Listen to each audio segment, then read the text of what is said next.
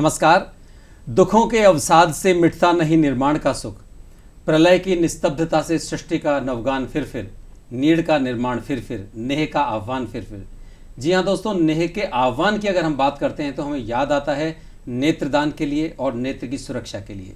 और जब नेत्रदान और नेत्र सुरक्षा की बात हो दोस्तों, तो निश्चित रूप से हम कहते हैं कि नेत्रदान महादान, और नेत्रदान से जुड़ी नेत्रदान सुरक्षा वरदान, इसी विषय पर आज बीच बहस में बातचीत करने के लिए हमारे साथ स्टूडियो में मौजूद हैं प्रोफेसर चैतन्य गुप्ता जी, जो कि वरिष्ठ नेत्ररोग विशेषज्ञ हैं। हम उनका स्टूडियो में स्वागत करते हैं। डॉक्टर साहब नमस्कार। नमस्कार सर।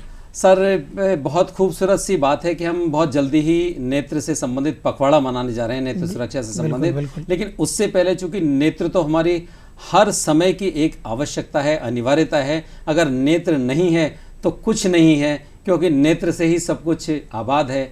अगर हम देख पाते हैं तो निश्चित रूप से हम संतुलित रहते हैं, नहीं देख पाते हैं तो बहुत बुरा लगता है। ऐसी स्थिति में जब हम नेत्र की बात कर रहे हैं तो नेत्रदान एक ऐसी चीज़ आती है कि हम नेत्रदान के बारे में सबसे पहले समझें कि नेत्रदान क्या चीज़ है और ये क्यों ज़रूरी है। नेत्रदान का मतलब होता है कॉर्निया ट्रांसप्लांट। इसके अंदर मरने के बाद कोई भी व्यक्ति अपनी नेत्रदान कर सकता है, जिसके अंदर उस व्यक्ति का कॉर्निया और साथ में कुछ पार्ट स्क्लेरा का लेकर उसको आई बैंक के अंदर भेजा जाता है।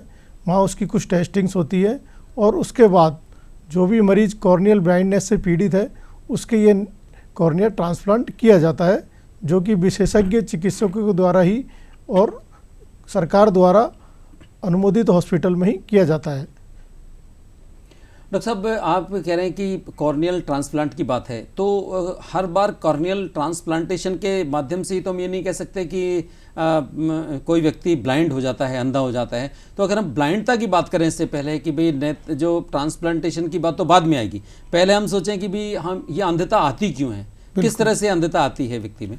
अंधता के बेसिकली बहुत सारे कारण होते हैं। डेवलपिंग कंट्रीज जैसे अपने इंडिया, पाकिस्तान, बांग्लादेश, श्रीलंका, इन देशों के अंदर कैटरेक्ट और मोतियाबिंद सबसे मुख्य कारण है अंधता का, जो कि मुख्यतः एज रिलेटेड कैटरेक्ट होता है, जिसका पूर्णतः इलाज संभव है। उसके बाद दूसरा कारण अपने ग्लूकोमा और काला पानी है, जिसके अंदर आँखों का प्रेशर बढ़ने से आँखों की पीछे की ऑप्टिक नर्व धीरे धीरे सूखने लगती है। लेकिन यह इरिवर्सिबल कॉज ऑफ ब्लाइंडनेस है, जिसका पूर्ण इलाज संभव नहीं है, केवल बची रोशनी को इसमें बचाया जाता है। तीसरा मुख्य कारण जो डेवलपिंग कंट्रीज में है वो कॉर्नियल ब्लाइंडनेस है। इसके अंदर आँखों का जो सबसे पतला पार्ट और सबसे ट्रांसपेरेंट और सबसे आगे वाला जो हिस्सा है वो कॉर्निया होता है। इसके अंदर किसी भी कारण से सफ़ेदी आने के कारण प्रकाश अंदर प्रवेश नहीं कर पाता है, और जब प्रकाश अंदर प्रवेश नहीं करता है तो मरीज़ मुख्यतः अंधा हो जाता है या उसका विजन बहुत ही कम हो जाता है, जिसके कारण उसे बहुत परेशानी होती है। और सबसे बड़ी बात यह है कि इस अंधता को अपन आसानी से दूर कर सकते हैं, जिसमें कॉर्नियल ट्रांसप्लांट का बहुत ही योगदान है। डॉक्टर साहब, आपने जो शुरुआत में की कैटरेक्ट यानी मोतियाबिंद, तो सर कैटरेक्ट मोतियाबिंद आपने बताया कि एक एज ग्रुप के साथ साथ होता है, लेकिन कई बार ऐसा देखने में आता है कि बहुत बड़ी उम्र हो जाती है, किसी को तो 45 साल पूरे होने के बाद में भी कैटरेक्ट बनना शुरू हो जाता है, और कुछ लोग ऐसे होते हैं कि 60 साल की उम्र में भी अगर वो चेकअप करवाते हैं अपनी आँखों का तो उनको लगता है कि वी आर फिट, हम अच्छे हैं। तो ये क्या जो एज डिफरेंस की बात आ रही 45 और 60 के बीच में, कि किसी को कम उम्र में हो रहा है और किसी को ज़्यादा उम्र में भी नहीं हो पा रहा है। कैटरेक्ट का एक मुख्य कारण एज है, लेकिन इसके अलावा भी अन्य बहुत सारे कारण होते हैं जिसके कारण मोतियाबिंद हो सकता है। कई बार ये मोतियाबिंद जन्म से भी साथ में आता है, जिसे हम कंजेनिटल कैटरेक्ट कहते हैं। बिल्कुल ही जन्म के साथ मोतियाबिंद एक या दोनों आँखों में आ जाता है, जिसका तुरंत उपचार बहुत ज़रूरी होता है, अन्यथा बच्चा परमानेंट ब्लाइंड हो सकता है। इसके अलावा किसी भी एज में मोतियाबिंद आ सकता है। उसके कई कारण होते हैं, चोट लगने के कारण भी आ सकता है, कई बार न्यूट्रिशनल डेफिशिएंसी की वजह से भी कैटरेक्ट हो सकता है। कुछ आनुवांशिक भिन्नताएं हर व्यक्ति के अंदर अलग होती है, उसके कारण कम एज पे भी किसी पेशेंट को, और कई इस तरह के प्रोफेशंस हैं जिनमें ज़्यादा लाइट एक्सपोजर्स रहते हैं, उनमें मोतियाबिंद जल्दी आने की संभावना रहती है। लेकिन मोतियाबिंद को हम मात्र ऑपरेशन से हटा सकते हैं। मोतियाबिंद का केवल और केवल ऑपरेशन ही इलाज है, लेकिन सबसे अच्छी बात यह है कि ऑपरेशन के बाद मनुष्य में रोगी को पूरा दिखने लगता है, और उसका जो विजन है, इवन आजकल तो जो नए लेंसेज आए हैं उनके अंदर दूर का, नज़दीक का, और उसके जो सिलेंड्रिकल नंबर हैं वो भी हट जाते हैं, और मरीज चश्मा मुक्त भी हो जाता है। डॉक्टर साहब, एक बात और आती है कि जब आँखों के जो मरीज होते हैं उनसे हम कई बार कहते हैं कि आप धुआं में मत रहिए, या जहाँ पर थोड़ा सा वातावरण में थोड़ी सी कुछ कण हैं दूसरे तरह के, वहाँ पर मत जाइए। जो हमारे ग्रामीण अंचल में जैसे इसका पशुओं के लिए जो चारा होता है उसकी जो उड़ान होती है वो उसमें थोड़ी सी धूल होती है, उससे बच के रहिए, चश्मा लगाइए, इस तरह की बातें आती हैं। तो जब आँखों की सुरक्षा की अगर बात करें तो क्या कैटरेक्ट को, आँखों को सुरक्षित रख के रोका जा सकता है? नहीं, कैटरेक्ट बेसिकली मैंने पहले भी बताया आपको कि ये एज रिलेटेड समस्या है जो कि लगभग हर व्यक्ति को होती है, और जनरली ये 50 के एज के बाद शुरू होती है, किसी को 60, 70, 80, डिपेंड ऑन द पर्सन है। इसका कोई रोकने का कोई ऐसे कोई दवाई अभी तक नहीं आई है, रिसर्च चल रही है, आने वाले समय में क्या होता है देखते हैं। लेकिन जो आपने पूछा मुझे सवाल कि भाई धुआं से बचना चाहिए या जो चारा पड़ा हुआ उससे बचना चाहिए, उसका मेन कारण ये होता है कि अगर आंखों के अंदर कोई फॉरेन बॉडी चली जाती है और जो रोगी अगर अपनी गलती से या सावधानी से आंखों को मसल लेता है तो उसके कारण उसके आंखों में घाव हो सकते हैं, और जिसका अगर समय पर तुरंत उपचार नहीं किया जाए तो वो घाव एक बड़ा रूप ले सकता है जिसमें उसकी आंखों की रोशनी जा सकती है, जिसमें कॉर्नियल ब्लाइंडनेस एक इम्पॉर्टेंट कॉज है। तो डॉक्टर साहब, जैसे मान लीजिए कि हमारे आंख में कोई फॉरेन बॉडी चली जाती है तो निश्चित रूप से हमको इरिटेशन होता है। बिल्कुल। अब इरिटेशन होता है तो ऐसी स्थिति में आंख को मसलते भी हैं, एक सामान्य सी प्रोसेसिंग है। तो हम ऐसा क्या करें कि हमको आंख न मसलनी पड़े और हमारा इरिटेशन भी खत्म हो जाए? इसके लिए सबसे अच्छा तरीका है कि सबसे पहले अपन तुरंत अपनी आंखों को साफ पानी से धोएं, और जितनी देर धो सकें या जितना अपन को लगता है उसको धोएं। अगर उसके बाद भी ये समस्या अपने को लगती है कि अभी बरकरार है तो हमें तुरंत ही नज़दीक अपने जो निकटतम से निकटतम आई स्पेशलिस्ट डॉक्टर से उनको दिखाना चाहिए। आँख को मसलना आँख के लिए बहुत हानिकारक हो सकता है, ये सब समझना हमको बहुत ज़रूरी है। और बिना चिकित्सीय परामर्श के कोई आई ड्रॉप्स भी यूज़ नहीं करनी चाहिए, ये भी हमें ध्यान रखना ज़रूरी है। डॉक्टर साहब, ये तो आँख की सुरक्षा के लिए आपने बहुत अच्छी सी जानकारी हमारे दर्शकों को दी है कि आँखों को मसलने से बचना चाहिए, उसको धो लें हम पानी से, अच्छे साफ पानी से। अच्छा, एक ये तो कैटरेक्ट की बात होगी सर। हम कैटरेक्ट से थोड़ा आगे बढ़ते हैं। दूसरी चीज़ आपने कॉज बताया था अंधता का कि ग्लूकोमा है। तो ग्लूकोमा सब में तो नहीं होता, ग्लूकोमा किस कारण से और किन लोगों में हो सकता है? ग्लूकोमा के बहुत सारे कारण होते हैं, कुछ कारण ऐसे भी है जो पता है, कुछ कारण ऐसे हैं जो अभी पता नहीं चले हैं। लेकिन मुख्यतः ग्लूकोमा के अंदर आंखों का प्रेशर बढ़ता है, जिसे इंट्राओकुलर प्रेशर कहते हैं। नॉर्मल ये 12 से 20 मिलीमीटर और मर्करी होता है। यह बढ़ने के कारण आंखों की जो पीछे की नस है उस पर सुखाव आने लगता है। कई बार ऐसा भी देखा गया है कि प्रेशर नहीं बढ़ रहा है तब भी उसके अंदर ग्लूकोमा की शिकायत आ रही है। इसलिए चिकित्सक अपने नॉलेज से ये डिसाइड करता है कि इसको ग्लूकोमा है या नहीं। ग्लूकोमा और कैटरेक्ट में मुख्य डिफरेंस ये है कि कैटरेक्ट के अंदर पेशेंट का विजन आफ्टर सर्जरी पूरा आ जाता है, लेकिन ग्लूकोमा के अंदर जो डैमेज होता है वो परमानेंट होता है। हम उस डैमेज को रिकवर नहीं कर सकते, केवल अपन उपचार से ये कर सकते हैं कि उसके आगे का डैमेज रुक जाए। इसलिए ग्लूकोमा के अंदर हमको रेगुलर ट्रीटमेंट भी लेना पड़ता है, रेगुलर फॉलोअप भी करना बहुत ज़रूरी है। डॉक्टर साहब, कैसे पता चले कि अब किसी व्यक्ति को ग्लूकोमा शुरू हो गया है? ग्लूकोमा के कई लक्षण हैं। आँखों में दर्द होना, लाइट के चारों तरफ घेरे दिखना, उसका जो फील्ड ऑफ विजन है वो कम होने लगता है, जिसके द्वारा पेशेंट को पता लगेगा। और दूसरा तरीका यह है कि रेगुलर चिकित्सक के परामर्श, 40 साल की एज के बाद हर व्यक्ति को हर साल एक बार अपना आई चिकित्सक से परामर्श लेना आवश्यक है। तो ये दवाओं से इसको रोका जा सकता है? या इसके दोनों ही 2 या 3 तरीके से इलाज होता है। सबसे पहले दवाओं से उस प्रेशर को कंट्रोल किया जाता है, और जो ऑप्टिक नर्व पे डैमेज आ रहा है उसको कंट्रोल किया जाता है। अगर वो दवाएं काम नहीं करती हैं या कोई मरीज़ उन दवाओं को डालने में सक्षम नहीं है तो फिर उसका इलाज एक लेज़र भी होता है और दूसरा सर्जरी होता है। लेकिन उसके बाद भी इसमें सबसे मुख्य बात यह है कि पेशेंट को रेगुलर फॉलोअप में चिकित्सक के संपर्क में रहना होता है। कई बार इसकी सर्जरी भी फेल हो जाती है, दोबारा सर्जरी की ज़रूरत पड़ सकती है, या सर्जरी के बाद भी दवाइयों की ज़रूरत पड़ सकती है। डॉक्टर साहब, कॉर्नियल ब्लाइंडनेस की भी आपने बात की थी, यानी अगर हम कैटरेक्ट की बात करें जो आपने सारी बता दी, अपन अगर ग्लूकोमा की बात करें जो आपने सारी बता दी, अब जो तीसरी चीज़ आ जाती है वो आपने बताई थी कॉर्नियल ब्लाइंडनेस। तो ये ज़्यादातर पाया जाता है लोगों में कॉर्नियल ब्लाइंडनेस, या ये कोई अलग से है इन दोनों से? या ये इन दोनों से अलग है। कॉर्नियल ब्लाइंडनेस बिल्कुल अलग बीमारी है जो कि काफ़ी हद तक आजकल जो कॉर्निया ट्रांसप्लांट हैं उसके द्वारा रिकवरेबल भी है। हम किसी भी मृत व्यक्ति का कॉर्निया लेकर उसको डिजीज़ और रोगी के अंदर ट्रांसप्लांट करते हैं और जिससे उसका ये बीमारी ठीक हो जाती है। तो ये तो एक बहुत ही बेहतरीन चीज़ हो गई कि अगर हम कॉर्निया का ट्रांसप्लांट कर दें, यानी हमारा नेत्रदान यहाँ से शुरू होता है। बिल्कुल सर। तो अब हम इस पे विशेष रूप से आपका ध्यान आकर्षित करवाना चाहेंगे ताकि हमारे दर्शकों को इस बात का पता चले कि जो नेत्रदान महादान क्यों है। तो डॉक्टर साहब, जो हम कॉर्नियल ट्रांसप्लांट या कॉर्नियल ब्लाइंडनेस की बात करते हैं, उनको किस तरह से हम ये कहें कि भाई ये बहुत अच्छी चीज़ है और कॉर्नियल जो ट्रांसप्लांटेशन होना चाहिए, इसके लिए क्या कहेंगे आप? सबसे पहले हमको समाज में के अंदर एक जागरूकता लानी पड़ेगी कि कॉर्निया डोनेट करना है जी, है ना। इसके लिए आपको कुछ नहीं करना, आपका जैसे ही आपके जो परिजन की मृत्यु होती है उसके बाद अपने को अपने सबसे निकटतम आई बैंक को संपर्क करना होता है। उन्हें केवल फ़ोन के द्वारा सूचित करना होता है कि हम अपने परिजन का नेत्रदान करना चाहते हैं। इसका कोई शुल्क नहीं है, इसका कोई भी किसी तरह का कोई चार्जेस किसी भी संस्था द्वारा नहीं लिया जाता है।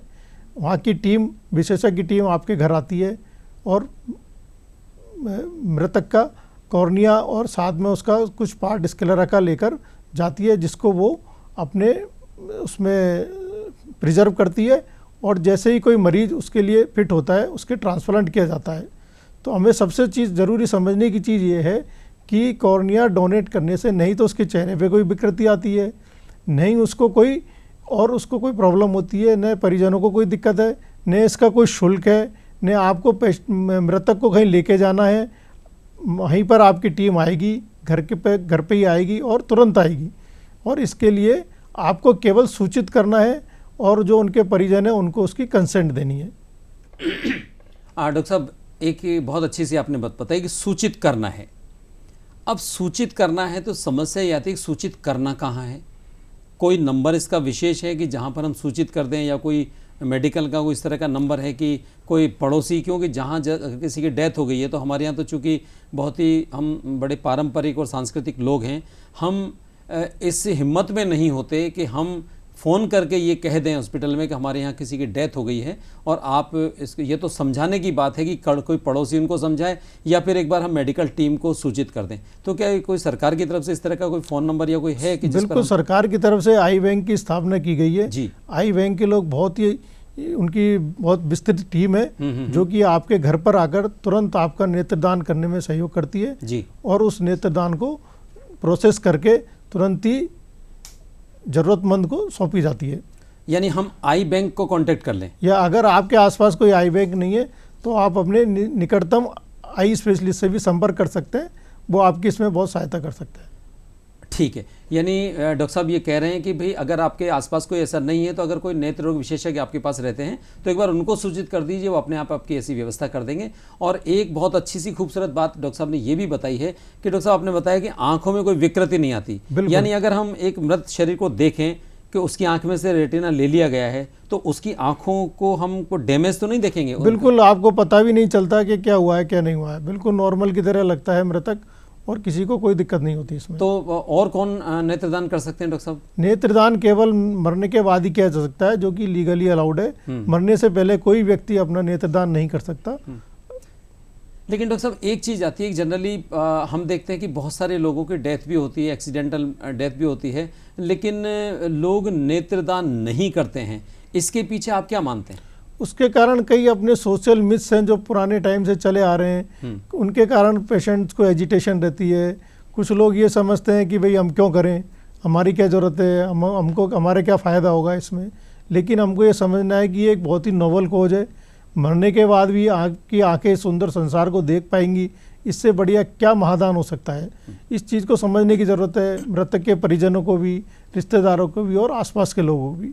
कई बार ऐसी स्थिति होती है कि मृतक के परिजन इस स्थिति में नहीं होते जैसा आपने बताया, तो ऐसी स्थिति में उनके जो रिश्तेदार हैं या अड़ोसी पड़ोसी हैं, ये उनका भी दायित्व बनता है कि वो इसके लिए उनको मोटिवेट करें और नेत्रदान में उनको सहयोग करें। अब डॉक्टर साहब ये तो एक बात आ गई कि चलिए मैं किसी अपने परिजन की नेत्रदान करना चाहता हूँ, या कोई मेरे पड़ोसी के इस तरह की कोई कैजुअलिटी हो गई है तो मैं उसका भी नेत्रदान करने की सोच सकता हूँ, और मैं आई बैंक तक भी इस सूचना दे सकता हूँ, या कोई पास के नेत्र विशेषज्ञ से भी ये बात कर सकता हूँ। लेकिन अब बात ये आती है कि जो भी जिसकी डेथ हुई है, जिसका हमको कॉर्निया लेना है, तो अब रेटिना जिसका लेना है, रेटिना नहीं सर, कॉर्निया जिसका हमको कॉर्निया लेना है, तो हम क्या इस बात का पता उनको पहले से होगा या वो भी जांच करेंगे कहीं ऐसा तो नहीं इस व्यक्ति को ग्लूकोमा है, Yes. ऐसा तो नहीं कोई नेत्र रोग है, हम उसकी नेत्र में से कॉर्निया को ले भी लें और हम किसी को शिफ्ट भी कर दें, और अगर वो बीमार कॉर्निया हुआ तो फिर उसका क्या होगा? कुछ लोग हैं जिनके हम डोनेट कर सकते हैं और कुछ कारण ऐसे हैं जिसमें डोनेट नहीं कर सकते। अगर किसी पेशेंट को पहले से कैटरेक्ट है, ग्लूकोमा है, रेटिना की कोई डिजीज है, उसके अंदर नेत्रदान या उसकी पहले कोई सर्जरी हुई है आंखों की, मोतियाबिंद की, ऐसे मरीजों में नेत्रदान करने में कोई दिक्कत नहीं है। उनकी आंखें पूर्णतः काम आ जाती हैं और हमको हेजिटेट नहीं करना चाहिए। किसी पेशेंट को शुगर की बीमारी है, ब्लड प्रेशर है, इन सब कंडीशंस में हम नेत्रदान कर सकते हैं। नेत्रदान करने के लिए कोई एज बैरियर नहीं है, किसी भी उम्र का व्यक्ति नेत्रदान कर सकता है। न कोई इसमें सेक्स का चक्कर है, न कोई रिलीजन का चक्कर है, न ही कोई ब्लड ग्रुप का चक्कर है। सभी व्यक्ति नेत्रदान कर सकते हैं। लेकिन हाँ, कुछ ऐसी परिस्थितियाँ हैं जिनमें नेत्रदान करना नहीं वर्जित है। जैसे कि किसी पेशेंट कोई HIV से संक्रमित है, कोई हेपेटाइटिस B, C से संक्रमित मरीज है, किसी को ल्यूकीमिया, लिम्फोमा जैसे कैंसर्स हैं, या फिर आँखों के अंदर का कैंसर है, या फिर पेशेंट्स की आँखें संक्रमित हैं, जैसे कि उसको कॉर्नियल अल्सर हो रखा है, उसके पस डिस्चार्ज आ रहा है। इस तरह की कंडीशंस में नेत्रदान वर्जित है। तो डॉक्टर साहब, ये जो जैसे आपने बताया कि इसके किसी के मान लीजिए ब्लड आ रहा है या किसी के पस आ रहा है, तो हम किस बीमारी से इसको रिलेटेड माने कि उसके पस आता है तो उसका क्या कारण हो सकता है कि वो नेत्रदान नहीं कर सकता? इसका मतलब उसके आँखों में कोई इन्फेक्शन है या उसकी बॉडी में कोई इन्फेक्शन है। जैसे भी इन्फेक्शियस डिजीज होती है उनके अंदर नेत्रदान को वर्जित माना गया है, क्योंकि कई बार इन्फेक्शन आगे जाने का डर रहता है, इसलिए ऐसे कंडीशंस में नेत्रदान नहीं किया जाता। लेकिन डॉक्टर साहब, अगर कोई व्यक्ति जिसकी डेथ अभी हाल ही हो गई है, हमको क्या पता कि उसकी कोई बीमारी है या उसके आंख में पस है? मान लीजिए उस समय उसके आंख में कोई पस दिखाई नहीं दे रहा, या माना है कि उसको ये भी पता नहीं कि इसके ग्लूकोमा था या नहीं था, तो ये किस तरह से पता चलेगा कि वो नेत्रदान कर पाएगा या ना कर पाएगा? आप तो उनको आई बैंक को इन्फॉर्म कीजिए, वो आकर देखेंगे। अगर उनको लगेगा सभी तरह के चेकअप कर लेंगे। बिल्कुल वो देख लेंगे, अगर उसमें पॉसिबल है तो ही वो नेत्रदान करवाएंगे, अदरवाइज वो उसको मना भी कर सकते हैं। डॉक्टर साहब, एक और जो कई बार चीज़ आती है कि एक व्यक्ति की ने 2 लोगों को फ़ायदा पहुंचा दिया, या तो जैसे एक व्यक्ति की 2 आंखें हैं, तो कितने लोगों तक वो इस तरह से कर सकती है और उसके क्या तरीका है? बहुत बढ़िया पूछा आपने। इसके अंदर नेत्रदान जो कॉर्नियल ट्रांसप्लांट होता है, आजकल 2 तरीके से होता है। पहले कॉर्नियल ट्रांसप्लांट के 2 तरीके, पेनिट्रेटिंग केरेटोप्लास्टी और लेमिलर केरेटोप्लास्टी। पेनिट्रेटिंग केरेटोप्लास्टी में जो कॉर्निया की सारी लेयर ही ट्रांसप्लांट की जाती है, लेकिन जो आजकल नई तकनीकें आ रही हैं उसके अंदर लेमिलर केरेटोप्लास्टी करते हैं। लेमिलर केरेटोप्लास्टी का मतलब होता है कि कॉर्निया को जो ट्रांसप्लांट किया जाता है वो लेयर्स के अंदर किया जाता है। मरीज की जिस लेयर में खराबी है केवल उसी लेयर को ट्रांसप्लांट किया जाता है। तो अगर किसी व्यक्ति ने कॉर्निया डोनेट किया है तो उसकी अलग अलग लेयर्स हम अलग अलग मरीजों में काम ले सकते हैं। जनरली एक कॉर्निया को 2 मरीज में तो आराम से काम लिया जा सकता है, कई बार ये 3 से 4 मरीजों में भी काम हो सकती है। यानी एक मरीज की जो, तो सर कॉर्निया की कितनी लेयर्स होती हैं? कॉर्निया की 5 और 6 लेयर होती हैं, जिसके अंदर अपन आगे का हिस्सा अलग होता है, पीछे का हिस्सा अलग होता है। तो क्या 5 लेयर्स अलग अलग काम कर सकती है डॉक्टर साहब? 5 तो नहीं, लेकिन आगे की लेयर और पीछे की लेयर मेनली 2 पार्टों में इसको डिवाइड किया गया है। पीछे की लेयर्स का अलग कारण होते हैं बीमारी के, आगे की लेयर्स के अलग कारण होते हैं। तो अपन मेनली इसको 2 पार्ट में लगा सकते हैं। डॉक्टर साहब, जो आपने जो लेमिरल की बात की, तो लेमिलर जो दूसरा आपने बताया था पेनिट्रेटिंग, तो ये इन दोनों में क्या भेद है? इनमें ये भेद है कि अगर किसी, ये डिपेंड करता है मरीज को क्या बीमारी है। अगर किसी मरीज की जो सारी लेयर्स खराब है तो अपन को सारी लेयर ट्रांसप्लांट करनी पड़ेगी, उस केस में हमको पेनिट्रेटिंग केरेटोप्लास्टी करनी पड़ती है। लेकिन कई बार ऑपरेशन के बाद किसी पेशेंट के अंदर की लेयर खराब हो जाती है, या अल्सर, कॉर्नियल अल्सर के बाद पेशेंट की केवल आगे की लेयर्स खराब है, तो ऐसी कंडीशंस में हम केवल लेयर्स को ही ट्रांसप्लांट करते हैं। इसका एक बेनिफिट ये होता है कि रिजेक्शन के चांसेस बहुत कम हो जाते हैं, इसलिए लेमिलर केरेटोप्लास्टी आजकल बहुत प्रेफर्ड मेथड है ट्रांसप्लांटेशन का। डॉक्टर साहब, अब ओवरऑल ये तो चीज़ें हमारी वो हो गई कि भाई इतने तरह की अंधता होती हैं, हम इनका ऐसा करें, सुरक्षित रखें सारी। अब हम अगर बात करें कि ईश्वर कहते हैं कि prevention is better than cure, तो अब हम ये इस बात पर चर्चा करें कि इन सारी ब्लाइंडनेस से क्या किसी तरह से बचा जा सकता है कि हम बिल्कुल ये बताएं कि इस तरह से तो कैटरेक्ट से बचा जा सकता है, इस तरह से ग्लूकोमा से बचा जा सकता है, इस तरह से हम कॉर्नियल ब्लाइंडनेस की बात करें उससे बचा जा सकता है। तो इन जो बचाव की चीज़ें हम उन पे ज़्यादा फोकस करें तो हमारे जो दर्शक हैं उनको कम से कम ये तो हो जाएगा हमको इस तरह से रहना है कि हमारी आँखें खराब ना हो। बहुत ही अच्छी बात है, prevention is better than treatment. तो अगर हम किसी बीमारी को होने से रोकेंगे तो हमको ट्रीटमेंट की ज़रूरत ही नहीं पड़ेगी। कुछ बीमारी ऐसी होती है जो प्रिवेंटेबल होती है, अगर हम शुरू से ही ध्यान दें तो हम उस स्टेज पे नहीं पहुंचते कि हमको इसका इलाज कराना पड़े। छोटे बच्चों के अंदर विटामिन ए डेफिशिएंसी है, उनके अंदर कोई इन्फेक्शंस है, गलत आई ड्रॉप्स का यूज है, अगर तुरंत चिकित्सीय परामर्श है, इन सब चीज़ों को हम करके उनके अंदर कॉर्नियल ब्लाइंडनेस और बीमारी को रोक सकते हैं। ऐसे ही बड़ों के अंदर आपका जो वर्क एनवायरनमेंट है, आपकी जो वर्क सेफ्टी मेजर्स है, उनको यूज करके, ट्रॉमा सबसे बड़ा कारण होता है ब्लाइंडनेस का, उसको हम बच सकते हैं। प्रॉपर ट्रॉमा मीन्स चोट। अच्छा। आंखों के अंदर चोट किसी भी कारण से लगती है, एक्सीडेंट में लग सकती है, कोई हथियार से लग सकती है, हाथ से लग सकती है ना, कोई लड़ाई में लग सकती है। तो उन सबसे अपन अगर बचेंगे तो अपनी ब्लाइंडनेस भी नहीं होगी। तो अगर हम प्रॉपर सेफ्टी मेजर्स यूज करेंगे तो हम उस तरह की ब्लाइंडनेस से बच सकते हैं। ग्लोकोमा की जैसे बात करें तो प्रॉपर अगर अपन परामर्श चिकित्सकीय लेते रहें तो इससे भी हमको पूरी तरह से मुक्ति मिल सकती है और हम इस ब्लाइंडनेस से बच सकते हैं। तीसरी चीज़ आती है अपनी रेटिनोपैथी। जी। रेटिनोपैथी के अंदर भी, रेटिनोपैथी के मुख्य कारण होते हैं डायबिटीज, हाइपरटेंशन या फिर एज रिलेटेड मैकुलर डिजनरेशन। तो डायबिटीज, हाइपरटेंशन, इन दोनों की रेटिनोपैथी से अगर हम इनको प्रॉपर कंट्रोल रखें तो हम आसानी से बच सकते हैं या उसको डिले कर सकते हैं। Age related macular degeneration age के कारण होता है, बचना तो मुश्किल है, लेकिन अगर हम प्रॉपर चिकित्सकीय परामर्श लेके उसको डिले जरूर कर सकते हैं। डॉक्टर साहब, ये तो हो गए हमारे उपचार। एक चीज़ और है कि डॉक्टर साहब, एक हम देखते हैं कि क्षेत्रीयता की बात करें, ग्रामीण क्षेत्रों में अगर हम थोड़ा सा देखते हैं तो हमको ये देखते हैं कि न तो लोग वो इतने अवेयर होते हैं, और अगर वो ब्लाइंडनेस की तरफ बढ़ते चले जाते हैं तो भी अगर उनसे कोई कहते हैं कि आप चश्मा लगा लो तो वो चश्मा लगाने की ज़रूरत ही नहीं करते। कई बार उनको लगता है कि आंखों का इलाज महंगा होता है, शायद हम नहीं करवा सकते। तो हम समाज को क्या संदेश दें इस कार्यक्रम के माध्यम से कि हमारे समाज में ये कि जो भ्रांति हो गई है कि नेत्र का इलाज जो है बड़ा महंगा इलाज है या डरावना इलाज है, तो उससे हमको कैसे मुक्ति मिल सकती है? ये चीज़ हमको समझने की बहुत ज़्यादा ज़रूरत है। आँखों का इलाज पहली बात तो महंगा नहीं है। आँखों का मोतियाबिंद का ऑपरेशन सभी सरकारी अस्पतालों में हमेशा निःशुल्क होता है। आप मोतियाबिंद का ऑपरेशन कभी भी जाएं, सरकारी अस्पतालों के अंदर बिल्कुल निःशुल्क होता है। ग्लोकोमा की जांचें निःशुल्क होती हैं, उनकी दवाइयाँ राजस्थान सरकार फ्री में अवेलेबल करवा रही है अभी हमको। इस तरह ये पहली बात। दूसरी बात, जागरूकता की कमी जो सबसे ज़्यादा है वो ग्रामीणों में है।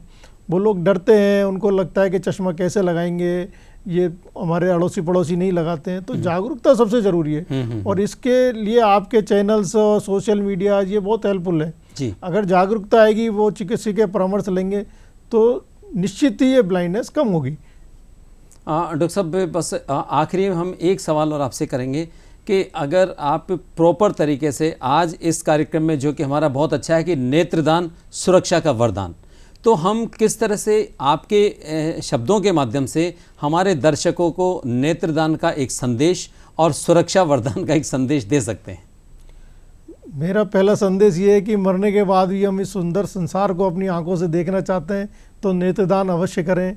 आपकी नेत्र किसी के काम आएंगी और अब वो आपकी नेत्रों से पूरे सुंदर संसार को देखेगा। इससे बड़ा दान कोई दान नहीं है, इससे बड़ा कोई पुण्य नहीं है, पहली बात। दूसरी बात यह है कि आँखों की सुरक्षा का हम पूरा ध्यान रखें। जो हमारे सुरक्षा के लिए जो हम कर सकते हैं, प्रॉपर अपनी चिकित्सकीय परामर्श लें समस्या होने पर, या अपने प्रॉपर सेफ्टी मेजर्स अपने वर्क प्लेस पे यूज करें, जिससे कि हम ट्रॉमा से बच सकें। बहुत बहुत धन्यवाद प्रोफेसर चैतन्य गुप्ता जी आपका। आप वरिष्ठ नेत्र रोग विशेषज्ञ हैं और आपने बहुत बेहतरीन सी जानकारी हमको दी, खास करके नेत्रदान के बारे में, और इनकी नेत्रों की सुरक्षा एक वरदान है, इस बात को लेकर आपने जो जानकारी दी कि किस तरह से हम आंखों की सुरक्षा रखें और किस तरह से हम नेत्रदान कर सकते हैं। आपका बहुत बहुत धन्यवाद और इसी तरह से आप जब भी आप हम बुलाएं तब आते रहिएगा। बहुत बहुत शुक्रिया। धन्यवाद।